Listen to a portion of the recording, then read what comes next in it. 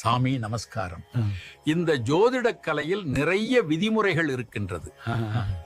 இதை நாம் எதை எடுத்துக்கொள்வது? 1000 விதிமுறைகள் இருந்தாலும் பராசரர் சொன்ன நட்சத்திர சாரம் மிக முக்கியம்.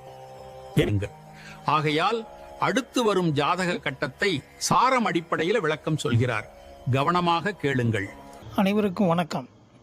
இப்போது இந்த ஜாதகத்தை பாருங்கள். இதே ஜாதகத்தில் முன்னாடி போட்ட வீடியோவில் வெளிநாடு தொடர்பு உண்டா, வெளிநாட்டுக்கு போவாங்களான்னு பார்த்து அந்த விளக்கத்தை சொல்லியிருக்கிறேன். இப்போ அடுத்த பாயிண்ட் இதே ஜாதகத்தில் எப்படி பார்க்கலான்னா, இவங்களுடைய திருமண வாழ்க்கை எப்படி இருக்கும் அப்படின்றும் கூட பிறந்தவர்களுடைய வாழ்க்கை எப்படி இருக்கணும்னு நம்ம பார்த்துடலாம். இப்போ பாருங்கள், லக்னாதிபதி சுக்கிரன், லக்ன பாயிண்ட் புள்ளி சந்திரனுடைய புள்ளியில் நிற்கி. ஃபஸ்ட்டு எடுத்தோன்னே பார்க்கணும், லக்னம் வேங்கின சந்திர புள்ளி. அந்த சந்திரனை கேது ஆக்கிரமிச்சிட்டார். கண்ணியில் பாருங்கள், கேது ஹஸ்த நட்சத்திரத்தில் இருக்கார். அப்போ சந்திரனுடைய நட்சத்திரத்தை அவர் ஆக்கிரமிச்சிட்டார்.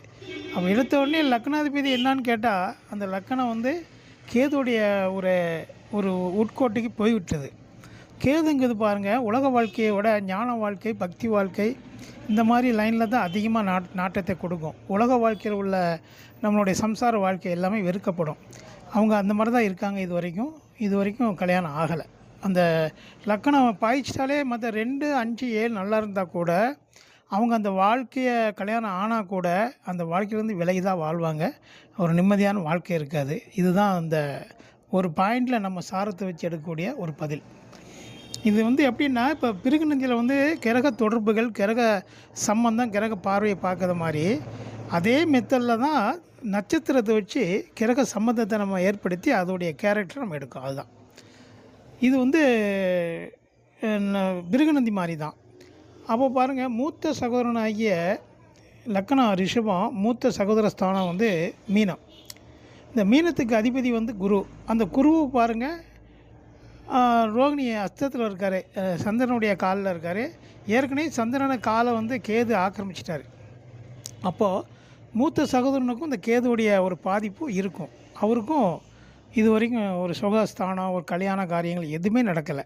மூத்த சகோதரர் இருப்பார். ஏன் இருப்பார் அப்படின்னா, அந்த சனின்னு சொல்லக்கூடிய மூத்த சகோதர காரகமாகிய சனி, சித்தப்பாவுக்கு சனி தான், கர்மாவுக்கு சனி தான். அப்போது அந்த மூத்த சகோதரனுடைய காரகன் சனி 11 இருக்கிறதுனால ஒரு சகோதரன் உண்டு. இவருக்கு நேராக ஒரு மூத்த சகோதரன் உண்டு. ஆனால் அவர் எப்படி இருப்பார் வாழ்க்கையில்னு பார்த்தா, அவரும் இந்த மாதிரி விரக்தியோடு தான், கேது சம்மந்தப்பட்டதுனால அவருக்கு சம்மந்தப்பட்டுட்டு. ஏன்னா நல்லா பாருங்கள், குருவை அஸ்தம் இருக்குது. அஸ்தத்தை